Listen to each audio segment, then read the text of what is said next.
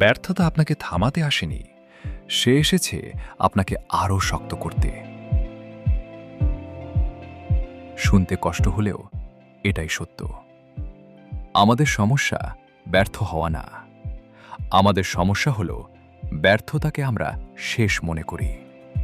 একটা শিশু হাঁটতে শেখার সময় একবার পড়ে গেলে কি সে বলে আর হাঁটব না? না, সে পড়ে আবার উঠে দাঁড়ায়। পড়া থেকেই সে শেখে কিভাবে দাঁড়াতে হয়। ঠিক তেমনি পরীক্ষায় খারাপ রেজাল্ট মানে আপনি অযোগ্য নন, মানে আপনি এখনো সঠিক পদ্ধতিটা শিখেননি। ব্যর্থতা আসলে একটা শিক্ষক যে চিৎকার করে না, কিন্তু নীরবে সবচেয়ে গুরুত্বপূর্ণ পাঠটা দিয়ে যায়।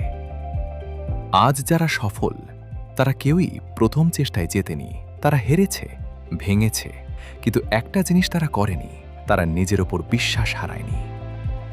আপনি যখন বলেন আমি পারি না, তখন আসলে আপনি বলছেন আমি চেষ্টা করা বন্ধ করে দিয়েছি। কিন্তু যদি বলেন আমি এখনো শিখছি, তাহলেই সব কিছু বদলে যায়।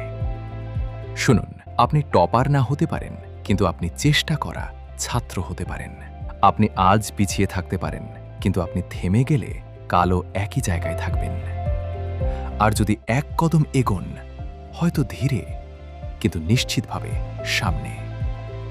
মনে রাখবেন, যে ছাত্র হাল ছাড়ে না তার সাফল্য দেরিতে হলেও আসে।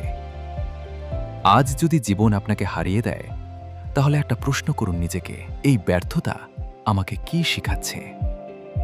কারণ ব্যর্থতা কখনো শেষ না, শেষ তখনই হয় যখন আপনি শেখা বন্ধ করেন। এই ভিডিওটা যদি আপনার মনে একটুও শক্তি যোগ করে থাকে, তাহলে আজই নিজেকে বলুন এটা ব্যর্থতা নয়, এটা শিক্ষা।